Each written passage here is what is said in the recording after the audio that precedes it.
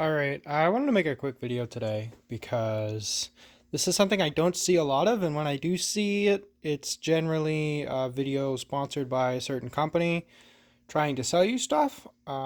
This is me reviewing my ATV bag, what I use, what I have, what I take with me all the time, what I only take with me some of the time. This is a pack that I have refined over a lifetime of riding, but especially over the last 4 to 5 years when I've been having a lot of issues on the trail, a lot of bad luck the last few seasons, and really had to refine what I bring with me so that I'm never caught with my pants down. I'll go right to left here. Oh, this is my GoPro, by the way. I'm going to hopefully be uploading a video with that pretty soon. First thing, first aid kit. This has bandages, all kinds of stuff in it, obviously. Nothing too serious. I think there's a tourniquet in here. I really haven't looked in there in a while. Kind of forget. Biggest thing is know how to use it. That's something I'm still working on, is getting better with first aid. Next up is a water bottle. This is actually mostly for people that I ride with. I have my own little water pouch system that I can drink straight out of my strap. But 9 times out of 10, if you're on a group ride, someone didn't bring a water bottle. Up next is snacks, stuff that won't get completely pulverized within a ride or two. Nothing will ever last a whole season or anything, but usually I like to have 3 or 4 or 5 snacks, as well as some chocolate in there. Just stuff that's high calorie, high density, stuff that'll keep you going pretty well. Down here, worst case scenario, I have a life straw. This is basically a water purification system for up to, I think, 100 gallons. So if I really get fucked, if I'm on like a 2 or 3 day ride and I either don't pack enough or my machine breaks down and I get lost or something, this is all emergency last line of defense stuff. That's not stuff I'm planning on using every single time I go out, but the one time I might need it in my life, I will hopefully have it. Next up, getting a little bit more into the toolsy side, cable ties, multiple sizes, multiple colors, why not? These are really good in a pinch if you don't have the right fastener, if something broke. I mean, it's a cable tie. There's not much to explain. 5-hour energy. If someone out in a group ride is ever feeling kind of not great, if they didn't sleep good, if they're just hurt or something, or if the ride's going a lot longer than you thought and you got to get back home, say you got to beat the rain or something, and you really need to be sharp and on your shit, then 5-hour energy is pretty good for that. I don't use it much. Next up is CO2. I guess I'll get into my flat fix system. I usually carry between 5 and 8 16 gram capsules. Let me see if I can fish out the tool for this. Come on. There it is. This is just a little tool, threads on, the capsule threads on, and then it clips onto the valve stem, and then you loosen up the capsule a tiny bit, and then 1 will fill up an ATV tire, 2 will fill up a UTV tire, 3 will give you a lot of pressure. And I once got 4 flats in one ride, so I bring several. And next up is paracord. This is another one. My brother had a CRF once, and the axle nut fell off of it on one of the first rides we had with it.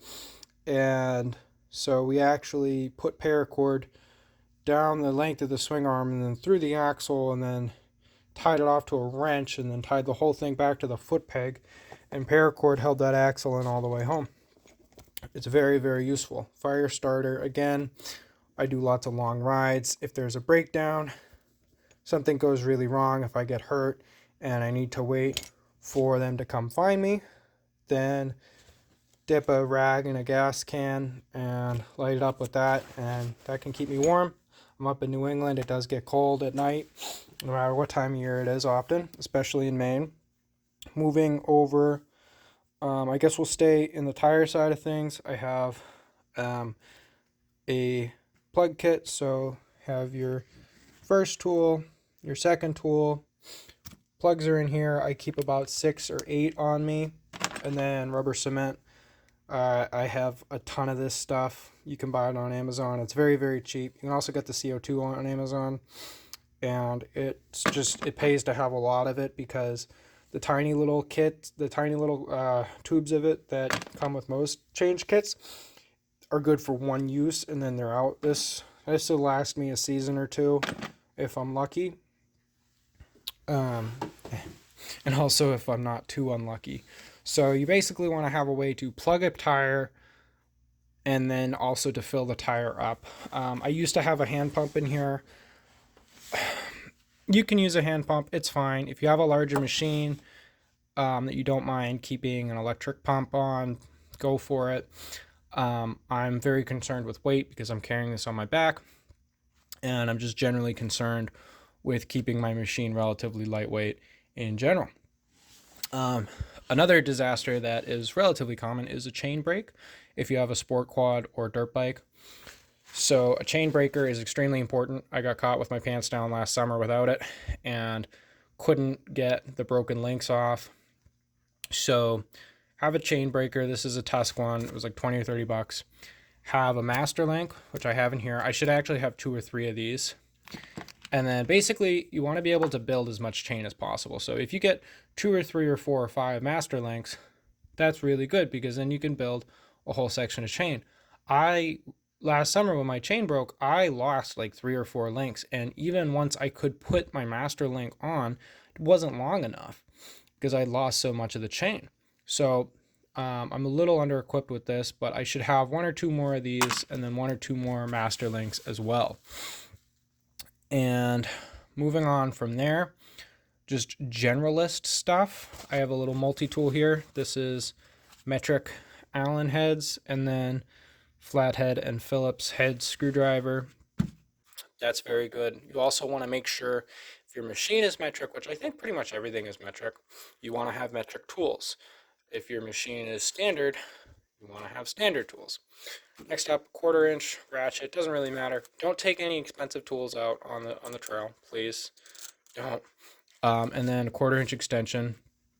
Occasionally, I will have a small little one of those little parallel jaw sets of pliers that looks like this, but it's a set of pliers. Those are really good, and it's just a little 5-inch one. So I have this with 8, 10, 12 because that's what is very common on my machine. I should also get a 14 millimeter socket, and also the extension is very important.